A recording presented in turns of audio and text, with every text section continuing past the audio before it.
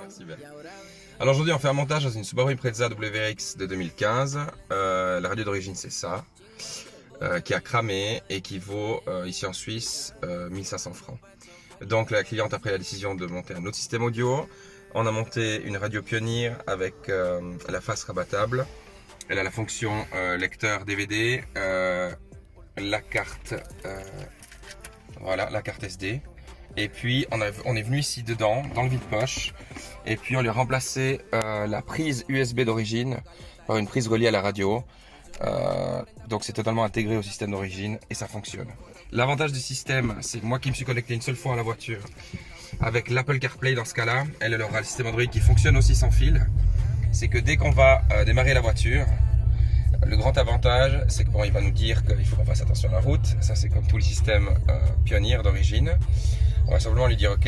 Là, il ne nous dit pas de dispositif parce qu'il est en train de se connecter à mon téléphone. Et puis voilà, il s'est connecté donc au système Apple CarPlay. Automatiquement, sans rien à faire spécial.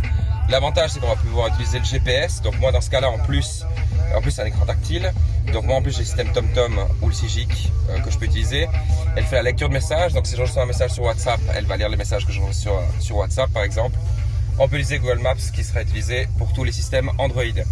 La petite chose qu'on a fait en plus, c'est donc on a mis le cadre d'adaptation qui fonctionne super bien. On a donc la possibilité d'ouvrir la radio et de faire par exemple sortir le CD qui est à l'intérieur. L'emplacement pour la carte et l'emplacement de l'auxiliaire. On va juste enlever et le remettre, on s'en fout. Ça, c'est de David Guetta. Ici, la petite chose qu'on a fait en plus, c'est pouvoir garder en fait, par l'intermédiaire d'un boîtier de lecture, nos commandes au volant. C'est-à-dire que on va fonctionner avec le mode, ça va être le silence. Mais on va pouvoir aussi répondre au téléphone et raccrocher. On a ensuite rajouté le système DAB+, dans la radio pour qu'elle puisse avoir, à partir de 2020, on n'aura plus de système FM. Donc c'est simplement une antenne qui vient se mettre là, on a passé ça pro-courant partout.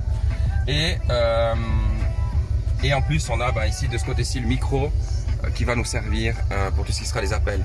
Donc si par exemple maintenant je reçois un appel, elle peut répondre directement sur le volant, raccrocher sur le volant. C'est vraiment un système parfaitement intégré pour ça et qui est fait pour ça.